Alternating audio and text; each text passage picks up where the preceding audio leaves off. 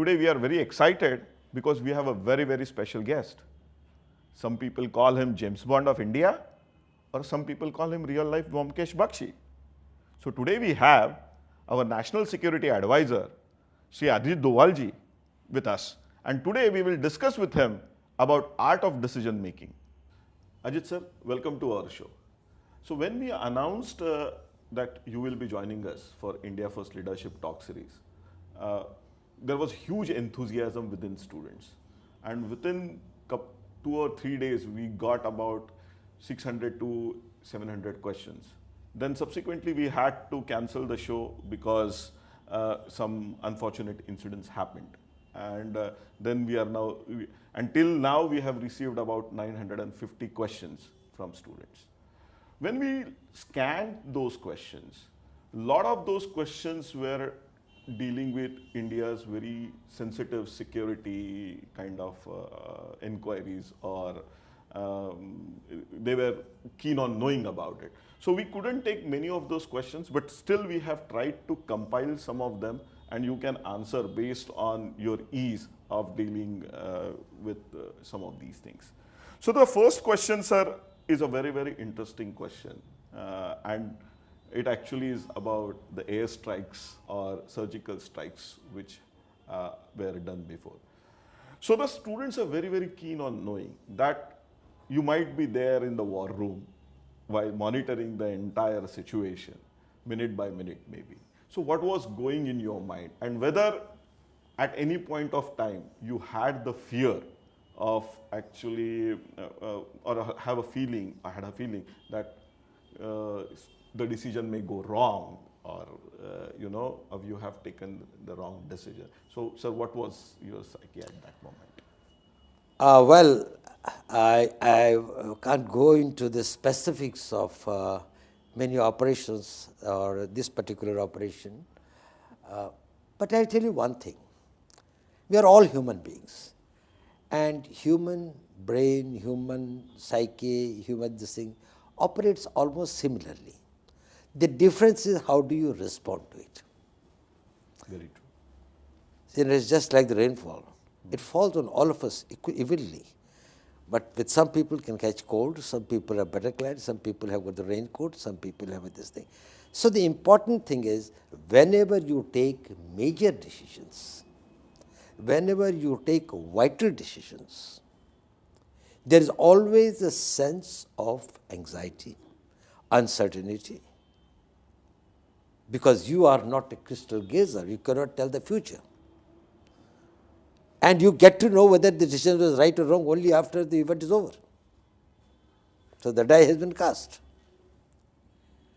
But more important thing is, how do you cope with that? How do you plan for that? Now, the way I can tell you is this, that is, if I take a decision, I work out a worst case scenario. I will say, if everything goes wrong, what will happen? And then you find that, okay, if everything goes wrong, what can happen is affordable. You may get a little bad press, you may get some bad media, but nation won't suffer. Maybe sometimes we may lose some lives, it doesn't matter. But we can manage with that, the country can bear that shock. After having worked out the worst case scenario, you try to improve on that. That is, how do I see, that is, if I buy a lottery ticket, or if I say that if I'm going to do a job, it's going to cost me 500 rupees if it is wrong. But I say, how can I reduce the cost? So you start making preparations to make it more affordable till you bring it to the point where you think that the risk is worth taking, which requires time, which requires preparation, which at times in our job requires technology, superior intelligence, and all these things. So the point I was trying to make is that to deal with fear, articulate that fear in specific words, and you will find the fear is not very big. It is not as big as you are really worried about. It is much less than that. Not only that, you can further reduce it through a preparations, through a better knowledge, through a better understanding, and through hard work. Then the another important thing is that for vital decisions, you must have a contingency plan. That is the fallback position. If things, whatever you do, a situation gets changed. Now, that situation is a new situation that you have to cope with.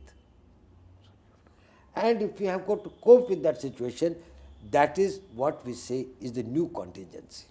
It can be favorable, it can be unfavorable. Say you are talking about this operation of Balakot. Now, thereafter the media is this thing. Well, this is a new situation. It's a favorable situation, but still a new situation. So you plan with it, that how will you do the perception management? Or how will you, or then there will be an international decision. So you will work out, that is, what will be your contingency plans. After the old one is over, favorable or unfavorable, a new situation will emerge, and then you have got to deal with that. So I think thereafter, the fear level becomes very low. You know that when you have cattle for it. You know that you are prepared for it. You know that you have got the requisite talent, knowledge, resources, and everything has been lined up. Come what may, and we will deal with it. Sir, the fear can be handled, as you rightly said, through right kind of mental preparation and training. But sometimes, while decision making, you hardly have few choices. And then you have to really take tough decisions. How, and when it comes to national security, and if you have to take a tough decision, then it has a long-term repercussions. It may have generations may get affected. So when you are taking a tough decision, what considerations you actually give? It is a bit different than fear of taking decision. Well, first let us understand that we all take hundreds of decisions every day. Whether what to dress or what to eat or where to sit or you buy this thing. What exactly makes a decision tough? What are the tough decisions? Tough decisions are where the consequences are going to affect a large number of people for a long period of time. The risks are high because some of those wrong decisions may change the course of history. Like say, when India got its independence and the merger of the states was going, a decision was taken, that is, let us go to the United Nations, because from the Pakistani side, the masqueraders have come with arms and others. Rather than taking them headlong strongly, we thought that let us go to the United Nations, and thereafter we got into a situation where it became internationalized and we could not, the Pakistan occupied Kashmir, liberate it. So that was a decision that has got a long-term consequences. Even till today, all the problems of Kashmir are because of that. Otherwise, 535 states had been merged with India. So it was also one of the other princely states which had merged with India. But since we had taken the decision to go to the United Nations, and thereby we found it difficult that the UN position was not something which was in consonance with our national interest. So how do you take the tough decisions? The first thing is that you must have clarity of objectives. Take out all adjectives, all adverbs. It should be only the nouns and the verbs. Make it as small and as simple as possible. Don't say we are going to fight terrorism. That is not the objective. In this particular case, say that we are going to neutralize on such and such date, such and such person, or such and such module, or such as this thing like that. That is a specific course of action about which you have got a clarity, And when that happens, this is the next thing that I have got to do. So your objectives must be very well defined. We normally, particularly the Indian mind, gets bogged down with a lot of philosophies, thinkings, thoughts, worries, anxieties and others, but on the focused, it is not very clear about its objectives. After that, you must do an objective analysis of your strengths, of your circumstances, of your limitations, of the resources available, of the possibilities that can happen. Now, when I say objective, it is very, very important. And that makes, say, in my case, I never take a decision. I ask myself some questions. Am I angry? If I am angry, I never take a decision.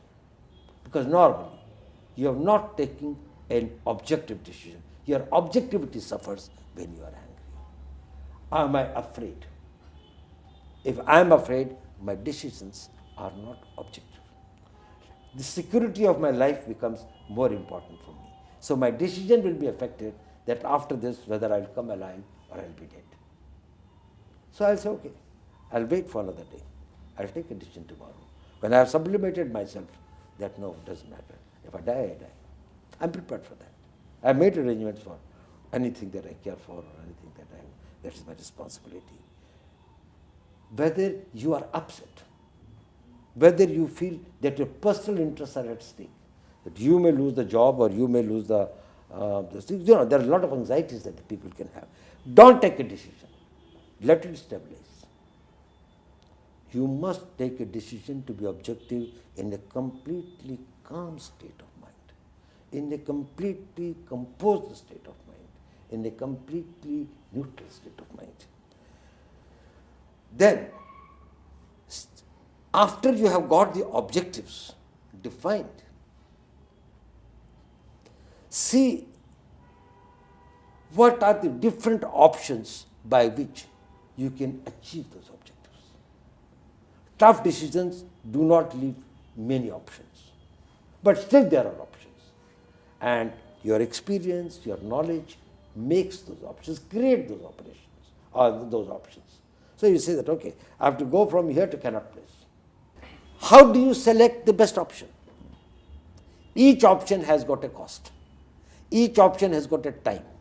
Each option has got the opportunities in which it can be done. What suits you best? That is the best option, which is most cost effective and sure to get your objective. Now, who are the people normally do not take wrong decisions? They adopt a wrong option, which they say that our decision was wrong. It was not the decision that was wrong. It was the option that you adopted for it that was wrong.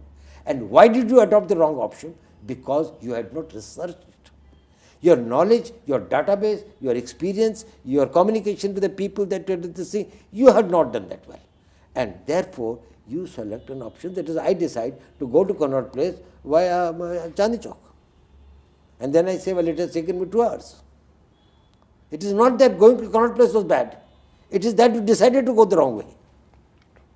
How do you collect the wrong way? When you see the map, when you know every street and every turn into the map, and then you will reach in the fastest possible way using the minimum amount of petrol and the time. So work out your options and prepare for it.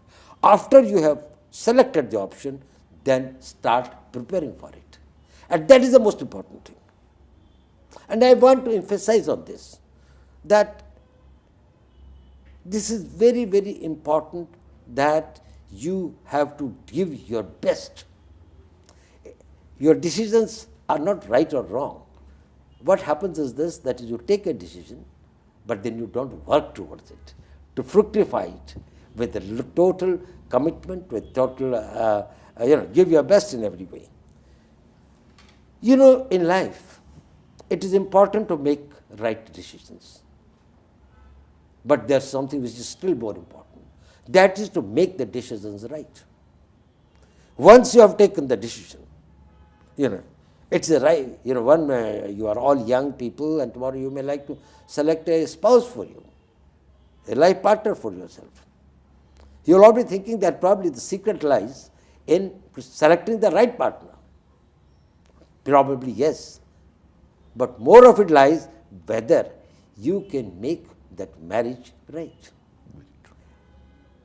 Very true. So, taking the right decision is less important than making the decision right.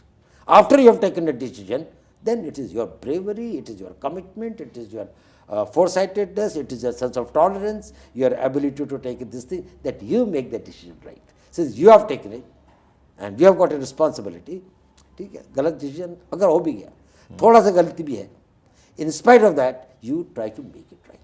And so concentrate more on action than keep on changing your decisions. If you have taken a decision, go ahead with that. So we have received another very interesting question, and it's more about your style of functioning. You must have done hundreds of operations in India or in abroad, and many people call you as a more of a solo flyer. So, sir, what makes Ajit Doval different from others? Well, it is true that is, I have handled large number of operations because I was posted all my life in that. Actually, very young in my career, I don't know for what reasons, they thought that, well, I can go for the operations, and thereafter I got remained in these games till I became the chief. But actually, I have never given it a thought that in any way, whether I am different. I feel that every human being is different. God's each creation is unique. If two fingerprints cannot be same, how can be the two individuals or the personalities be identical? They have got to be different. I may be different too. But maybe the product of my own upbringing, education, experiences of life might have certain anxieties or certain type of peculiarities might have cropped in. And as I get the feedback, you are right. That is generally that people think that I'm a solo these things and I try to do these things. Well, it is sometimes said in a negative way. Sometimes people tell it in a positive way. But there is one thing. Why I have been more of a solo operator. I think that, well, I can probably know my circumstances. What I can risk, why should I make others risk? Their circumstances, maybe that they will do it by their orders or by this thing like that. But when I do it, it is my belief. Let them do the things that they believe in. So for me, a very strong belief or a commitment in what I am going to do, I know that I will be able to do it. He may be doubtful. And in Sanskrit we say, Shanshayatma Vinashaya. If you are in doubt, you will never succeed. Particularly an operator. So whatever I do, I am never in a doubt. I know I have decided to take this path. I have done my due diligence. I have done the research. I have done the thing. I have prepared myself. I have equipped myself. And thereafter, I will do that. So that may, there are some people that will be fine. That will, they will take it as an order, but their commitment and their belief level is not same. Secondly, I would not like others to take the risks for which totally my creation, my mess. You know, I can you know, a lot of things are talked about, these things that some books have been written, Mr. Marva has also written about it. That is when we had a lot of these things in Golden Temple.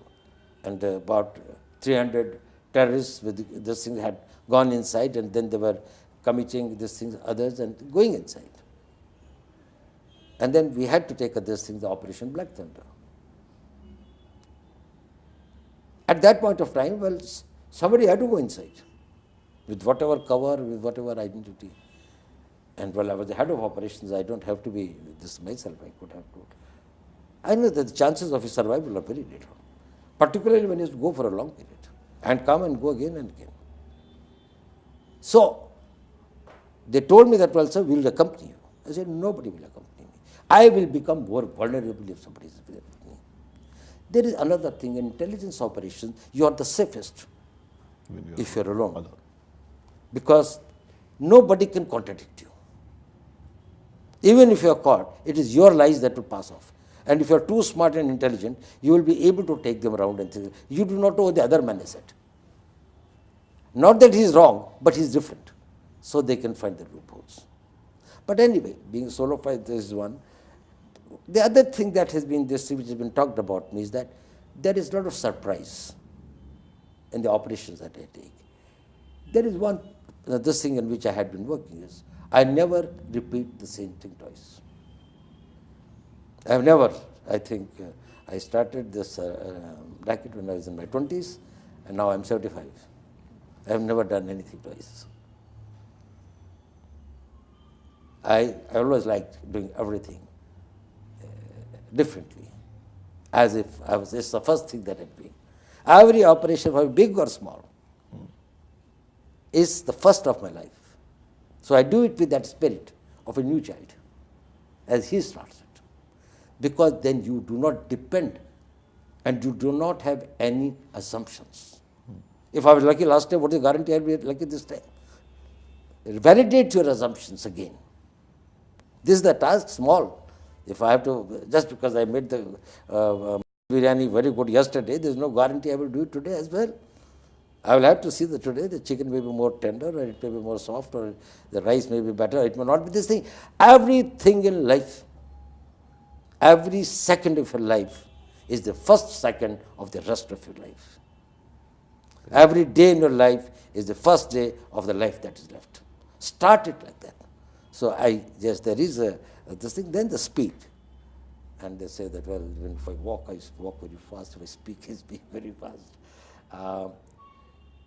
I think that if you can, even if there has been an intelligence leak and your adversary has come to know about it, by the time he analyzes it, by the time he understands it, if you have got a speed, you have got to defeat him. By days or by hours or by minutes or seconds, he will get you, but he reached there only a couple of minutes later. You're out from there. So be fast to hit and to quit. So speed is that is very relevant to what we don't get into too much of a procrastination and this thing like that. It's a speed. And secrecy, of course, is a part of this profession, but I always believe that you must have the ability, that is, you can articulate, you can mix, you can talk, but you will always be able to, the vital secrets must be kept this thing. So ultimate security, which becomes a lifestyle over a period of time, that is, you remain a secretive person. So I think that is the things that in which the operational work that I have done, and which I feel that the others feel that there have been a certain amount of what they call is an S4, that there is a surprise, there is a speed, there is a secrecy, and then there is a solo. So it is the thing that. Sir, you said something very, very interesting about speed, secrecy. So it actually evolves from psyche also, you know, what kind of psyche a person has developed over a period of time. So would you like to share with us few events in your life which has actually helped you develop this psyche? Well, there is no event which I manufactured or which I planned that it will affect my psyche. The things that you plan, they don't affect your psyche because you planned for it. Things that affect your psyche is something that happened and you have not planned for it, and then leave a mark. If I recall, I think, in a way, I had little troubled childhood. My father was an army officer, and I was born as a son after his this thing, the whole family. I was the son after a gap of, say, 40 years. And I had a lot of boys, and then I had sisters. So I was very pampered. And my grandfather and my mother and everybody felt that. So I became a very pampered child. To some extent, a spoiled child, as it happens. So my father sent me to a boarding school. So I went to a military school. I was about 8 years that time. So I left my home at the age of 8, and I went to, at that time it was known as King George's Royal Indian Military College, later became King George's School, and now it's known as a military school. That is when these things in my life, from the coziness of the house to the loneliness of a boarding house, I developed a psyche. I used to weep for long hours after it was dark, because you were sleeping alone. But soon I learned, in this life you have to be alone. And you have to find your pains, your pleasures, your comforts, it's all in you. So you have got, so I became a loner, which I remained and which suited my profession. But it also made me this thing that I am responsible for whatever I do. If I get beaten up by the other students, it is because I have not been able to manage them well. And if I got this thing like this, so that is the first event in my life, which when I see in the retrospect, that is, gave me this thing that if I have to do a thing, I have to do it alone. If I have got to be self-dependent. And everything that I do, I am responsible for. Everything that happens to me, nobody else is responsible for that except me, good or bad. I have got to bear the consequences. The second was that school had a very strange motto, which still is, they have not changed it. It's a very, very old school, the military school has made. It has got to school. Play the game. They used to think that, well, it's more important that, the students were brought there in very young age. They must learn to play the game and inculcate certain qualities which come through this type of game. And every child was allotted some game. So I was in the Chetwood house in that this thing, and then when the selection started for this thing, some people were taken for football and some for hockey and others. I was this thing for boxing. Boxing. It's a very interesting story. Anyway, school level, everybody plays, so I was also there. I was a reasonably good school time boxer and everything. But he was also my house teacher and also these things. He told me one day a story. He said, do you know why I selected you for the boxing? This thing? He said, you have got a very unique quality. I was, of course, at that, when you are very young at the age, nobody knows who you're tall, who you're short. So all are short of this thing only by small inches or half inches, something like that. So you don't have this thing. He said, that is, you never accepted a defeat. When you're beaten up, and you are beaten up, you will never come out of the ring. Even when you are bleeding, even when you are this thing, you will continue. Not that you were the best fighter, but you had great resilience. I will win the war, not because I'm the strongest, but I will not quit. I can wait, prepare myself, and wait for years and years. And he said, that is what I thought, that psychologically a boxer's quality, that is, you would stay in the ring up to the last round. Even when you have lost the rounds, even when you have been beaten up, even when you are bleeding. He said there were much better boys who could be this thing.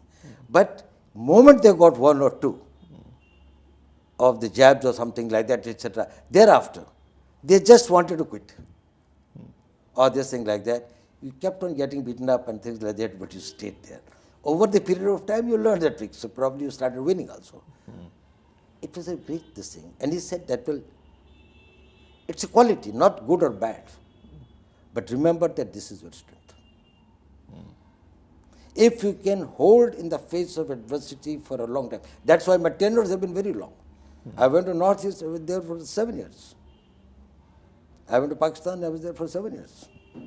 I can hold on. You can torture me for this thing like that, I cannot bear it. I can bear injustice for a long time without losing my this thing and others. So I think as a personal this thing, my becoming independent at a very young age and thereafter getting beaten up to understand that well, you can get beaten up, but you can still win. So you took the right decision of actually... No, I don't. There were circumstances. Yes. As I said, if you take a decision, it cannot affect your psyche. You know, if I decide to do something, I prepared myself. My mind, reasoning faculty has been involved. So it will not, this thing. What happens in life, that changes your psyche. So when I didn't go to this boarding school to change my psyche, But I suddenly realized that mother's comfort is not there. And they're all boys who are all, particularly the boys, when they see a new person, they all are his enemies. Yes. Till they settle down. To begin with, you have to beat each other. And the one who comes the new one, he's the one who is beaten up by everyone. So we used to have a pyramid. Everybody will pounce on you. Right. So it's all right. That is a process of growing, because after some time you become the senior. So, but you do not know that how it is going to affect you. But this thing that in this entire world, it's my strength, it is my resilience, it is my patience, it is my this thing. You have got the choice. You can go to the corner and cry. You can run around and go to the housemaster and say that I have been beaten up, and you will tell children not do that. But the next day, when you are going, somebody will put you on an elbow like that. Somebody else will, this thing like that. That will keep on happening. You can't prevent the things that are happening to you. It is important in life what happens to you. What is more important is how do you respond to what happens to you. I think the nature or circumstances were preparing me, not for what happens to me, that is in the hands of others or the God, but it is preparing me for how will you respond when something happens to you like that. So you want to say, sir, the decisions rather than being right needs to be circumstantial. No, I don't think that is also my decision. It is not a binary thing. It is not a decision is right or decision is circumstantial. Number one, nobody takes a wrong decision. Whether it is right or wrong is known only after the event is over. So when you take it as right because you think it is right. Otherwise, you won't take it. Will you take a poison thinking that it's a poison? You think it's a sweet, somebody has given you a candy and you are having it. Turns out to be poison. At that time, the decision was right because that was the same way then. So it is wrong to say. Secondly, all decisions, whether right or wrong, has to take into consideration many factors. Circumstances is one of them. Now, if we are in this room and somebody comes inside to say one AK-47 or something like that, this is a particular setting. In this setting, you have got to take a decision.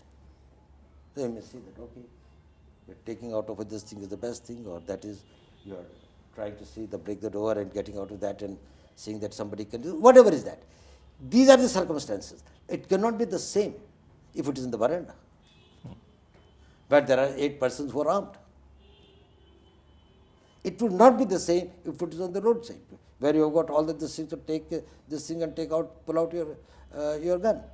So circumstances in all decisions, right or wrong is not the point. Circumstances or the setting is important. But when setting is not the only factor. There are many other factors which I said, what are your objectives, why are you taking this mission, why are you undergoing these things, they are all important. What is that you want to achieve, what are your resources, what are your this thing and others. But this question that whether it should be right or it should be circumstantial means that if it is circumstantial, it will not be right, and if it is right, then it will not be circumstantial. In this case, the right you are talking about more about the morality sense or the value-based sense.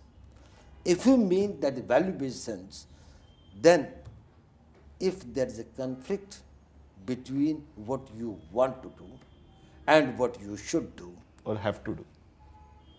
No, not have to do. What you should do, have to do is a different thing. What you want to do and what you should do. What you should do is your duty. What you want to do is your pleasure. Opt for the second. Okay. If the choice is between what you have to do and what you are forced to do, there is no choice. It is not a decision. It is not a decision. It is somebody else's decision. If you take out a gun and fire at me, it is your decision. That's all. I can at best say that, okay, I'll just laugh it off. Or I will start crying. Well, that's all. That is the only decision I have. Decision is only when there are options. When there are compulsions, it is not a decision. Interesting take. Another, sir, question or a set of questions which we have received from large number of students, basically because these are engineering students, technology students, are about the future of war, future of terrorism, because now information has become a key. Cyber security has become a key. So how students are very keen on knowing. Actually, you are very right. After the Second World War, and with the development of instruments of mass destruction, where there is a guaranteed extinction of the human descent from this planet, if the great wars really take place, we have gone into an era of the Clausewitzian type war through other means. Conventional wars are not only that they are not affordable, because the losses will be so much. If any major country is going to have a war, or if there are countries or major countries who are going to involve with the nuclear weapons and others, it will be a total extinction. It is not the Hiroshima and Nagasaki anymore. They were hardly the weapons of any of these things of the potency that we have got today. That is one factor, that the wars have become unaffordable in terms of losses. But there is another more important factor, that they are increasingly becoming ineffective instruments of achieving your political and military objectives.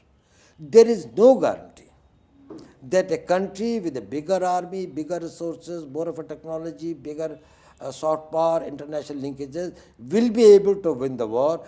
The great power like Soviet Union got defeated from the Mujahideens. In Afghanistan. Or the Americans could not cope with Vietnam. You know, in the asymmetrical warfare, I build up my army so that if your army is smaller, I'll be able to win over you.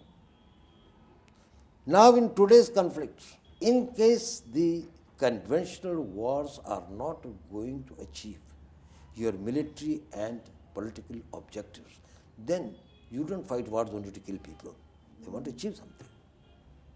They are being replaced by wars through other means. What did United States or what did the Western world or the world do when the Soviet forces moved into Afghanistan? There are many options. They could have gone to war against Soviet Union. They could have done the economic blockade and this thing of the economy. They would have taken the diplomatic this thing, and in the United Nations they would have sanctions against it. But it itself was a member of the Security Council, so that could not have been done.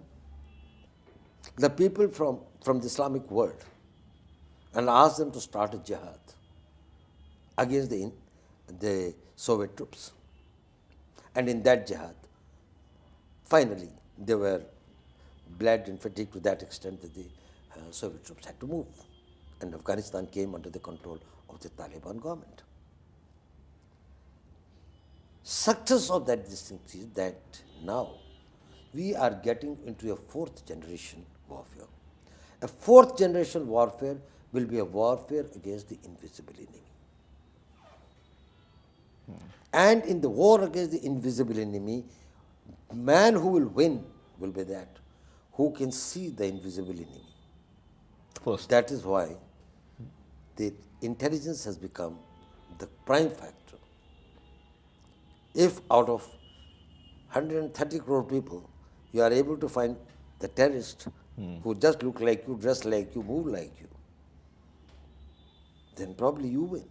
If you can't, He wins. probably you lose. This thing is that the covert warfare is increasingly becoming this thing. Now, in that, the whole thing goes. So, that is one thing. Second thing is the technology. The mobility of this thing has become global. while people operated within a limited geographical distance. Now within seconds, probably, people can find this thing. And the communications. And they can maintain the secrecy of the communications because they can devise new and new methods of these things. There are mobile phones, or probably 50 years back when I joined this thing, well, there was no mobile phones, or there is nothing like that on the internet connectivity or the cyberspace you talked about. The whole domain, cyber, is a frontierless domain. You can destroy the country's entire infrastructure. You can completely seize its economic activity, its banking activity, its power sector, its civil aviation sector, its communication sector. Everything you can seize it and put it to total halt. Even on in addition to that, now we are in a stage of electronic warfare. In the electronic warfare, if the plane takes place, I can divert its direction if I know the codes of this thing like that. Even the pilot will have no control over it. So, in case I can have a penetration into its into the code and this thing like that, because it's all being electronically managed. There's not so much of the jackstick, even the ejection of the weapon systems. The communications and these things are, even the signals it is getting is from the radars. Even that is, if you can disturb it, change it, modulate it, or amend it, probably you can have this thing like that. So this is going to have an increasing role in the coming type of the conflicts, and that is why it becomes increasingly important that we are able to cope with these type of challenges. So when we are talking about technology, emerging technology, I think the youngsters, the students are at the forefront of technology, actually trying to do large number of things. And now with India's impetus for innovation, which we are also championing in big way. Sir, whether any time in your operations, whether you have used any products which were developed or conceptualized by students, or actually they were the people who were driving that. Something like in movie Uri, they had shown that some drone was used by the NSA in that movie. I don't know, the movies are movies, I don't know, comment on that. But I'll tell you one thing. Basically, in the intelligence domain, they have got their own technology, these things. They hunt for technologies. They try to find out what is available or who are the people. They try to get it through those sources, but do not make them as an integral part of the organization.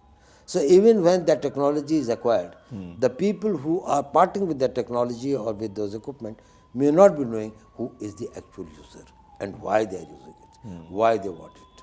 Whether they are going to use it as it is, or they will modify it, or it will be a part of some major component and others, and that is necessary for the secrecy of the organization. But as an NSA, my job is not actually, I am not an intelligence operator anymore. I gave up that profession long back. I have found, and I have been deeply impressed by the knowledge, by the vision, by the commitment, and the interest of our younger generation, their belief and faith in themselves.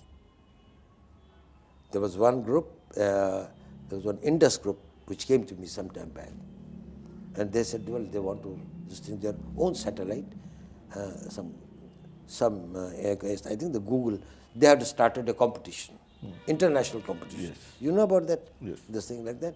And they said that then they qualified, and then they qualified, and thereafter they were shortlisted, and there were only 10 left. And they continued with that, and they said whether we can help them a bit. I tried to this thing, but there are certain complications, and they also developed some complications of their role. But still, they did very well. Similarly, with IIT Madras, I think we had this thing, and then I told the DRDO, because we found that they were making some very good this thing, which as drones in the left-wing extremist areas, we found it very useful. So I do feel that there is a promise. I do not know in what way the intelligence agencies can make use of them, but in the security field, in the defense, in the DRDO, in the other areas, I think we are making substantial use of them, and we should continue to make use of them. So just we were talking about Uri and those. Have you seen that movie, sir? And whether you break cell phones, that's what it has always shown in the movie. More important thing is this, no, I have not seen Ori. I have not seen Ori. Well, I was little this thing. But I have never gone to this thing after I joined the IB or I joined the intelligence career. That is long back. So I have never gone to a theatre or to a movie theatre or to any this thing. Sometimes maybe that with my wife on the television I might have seen some of the movies, but then I've never been to a mall. So, and naturally I don't have any social lives because I'm not supposed to be too visible, and by the time I got into a life which was open life, it was too late for everything. But I have not, and I don't break this thing. But more important point is that in today's security domain, communications are the easiest to infiltrate and penetrate, to compromise you. And communications are the one which is the biggest asset which can give you the speed and others. I can only tell you one small secret. I don't use mobiles. I don't have any mobile. I manage without that, but people may this thing that well, how do I manage without that? But then, I know it is unsafe. Just I don't use computer. I mean, it's computer for internet. I use computer as a typewriter. I use computer as a this thing like that. But I don't maintain any these things with the. I don't correspond with anyone on computers. So, sir, you said you don't use cell phones, you don't use computers for in big way in that sense. For communication. For communication. But there are large number of your profiles on social media and on Twitter. So, sir, what's your take? And large number of ideas are propagated as your ideas on many of these platforms. I have got no social media account. I never had one till today. All of them are either well-wishers or fake or anything. But I think I would like to tell my audience that is, please don't mistake everything that goes by Ajit Doval's Facebook account or Twitter account and others. I have none. And maybe that someday I may have it after I'm not doing anything in the government or something. But I don't have any, and I have got to know these things. So, but sir, you write articles, you write blogs, or you don't write. So how many students would like to know how they can listen to your views on a particular topic? You know, there was a period. I retired as the chief of IB in 2005. And then I established a think tank which is known as the Vivekananda International Foundation. Until 2014, I got this thing like that. I started it from a scratch, and then it was this thing in Chanakapuri now. And during that period, I wrote something. And during that period, I also gave some interviews. And I also delivered some talks. That was this interregnum that I did. Except that there is no authentic these things about what I have said. Probably your channel as an NSC, I don't remember, maybe once or twice. In the last 5 years, this is the only one that I'm coming in public again. I do not know, maybe sometime else, maybe small event. But there has been no this thing, and therefore all the social media and other types, it is not this thing. Now, at this point of time, I don't think my talking and knowing my views are relevant at all. It is the government of India's views. And when the government of India's views, I'm part of it. So, it is, I contribute my bit, but there are many like me who contribute, and there is a decision is taken by the government. And what is communicated to the country is the decision of the government. And it is the decision of the Prime Minister Modi in most of the cases, since I am his advisor. So, as a country's national security advisor and as a this thing like that, I may advise him, but the decisions and this thing is of the Prime Minister, and it is the Prime Minister's ideas which come before the public and should come before the public, and that is the official position. My own views don't really matter. So, sir, coming to the last question, what you will advise our youngsters out there who will be watching this interaction with a lot of enthusiasm about how to handle their future and how to actually make India a more safe and a secure place to live? You know, I think that our youth is so well informed and our youth is so highly motivated. That is, I do not have to give them too much tips about the knowledge inputs. Probably they browse through this thing, that they all know where are the opportunities, what are the suitable, what are the openings. But I tell them something about their attitudes that can make life very happy. You have got, we all have an identity. Smaller the identity, smaller the man. Grow in your identity. I have got an identity, I am Ajit Doval. And if I live for Ajit Doval, I have this thing, what I eat, what I food, or what are my pleasures and others, that's all. When I do it for the family, my identity becomes a bigger one. When I live for my village, it's a still larger, right? It's this thing that I belong to such and such village. Or some people get to the caste identity, and then you say that you are a caste, this things. You are growing, but not growing big enough. Identify your identity with your nation. You become the part of a much larger family. Today, my identity is an Indian. I don't have my caste identity, I don't have my linguistic identity or my ethnic identity, it's an Indian identity. That's why I feel that is, I'm as big as India. Each Indian must feel that way.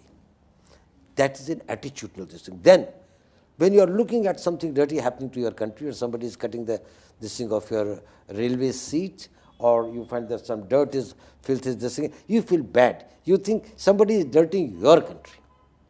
If somebody speaks against it, I don't have time, otherwise I would have told you the incidents. That once in a ship, Swami Vivekananda was going from Japan to the US, and he observed one thing, that there was one Indian who had taken the ship ticket but not of the food or something, and therefore he was only given some snacks and not the proper food. Then he started sort of being abusive or listening to the Japanese, telling that, well, this is discrimination, it is this thing, because probably he didn't understand the language, so he didn't have this thing. One Japanese got up and said, this is the food. Till the ship reaches, I will keep on, I will not eat and give it to you. But one word against Japan from you and I will throw you out of the ship. He could give away his food, but he could not hear anything adverse or anything negative or scandalous about his own country. Now that is the spirit. Develop that spirit of this thing. Identify, bigger man, bigger heart, bigger mind. Get away the small things. Small insults, small gains, small comforts, small these things. Become a bigger this thing. You become still bigger, you become the whole humanity belongs to you. Like Buddha or Gandhiji or Vivekananda. Well, you become still bigger identity that I am a human being. Our Vedas gave us this thing, still bigger identity that I am a living being. So I identify myself with everything that has got a life. Some people came beyond that. When it gave me the Nirakar Brahma, that is everything, whether it has got a life or without life, is part of me and I am part of it. That is Ahemosmi Brahma or Shivoham. Shivoham, yeah. So that is how you increase in these things. Materialism, modern values are making you from a bigger man to a smaller man, to a smaller man, to a smaller man. You are shrinking. To you and maybe to your wife and to your children, even your parents don't matter much, even your relations don't matter much, your society doesn't matter much, nation doesn't matter. It is for me. And that is what I'll say that will bring about an attitudinal change. Be a proud Indian and live for India. And whatever you can do, you will have a lot of happiness. Even if you die in the process, you will be proud of it. Dying in any case is inevitable for all of us, but you will be proud to have this thing. I lived the life well, and I had the death that I deserved. So let's close this on this very positive note, sir. So it was really pleasure talking to you. Thank you very much. Thank you very much.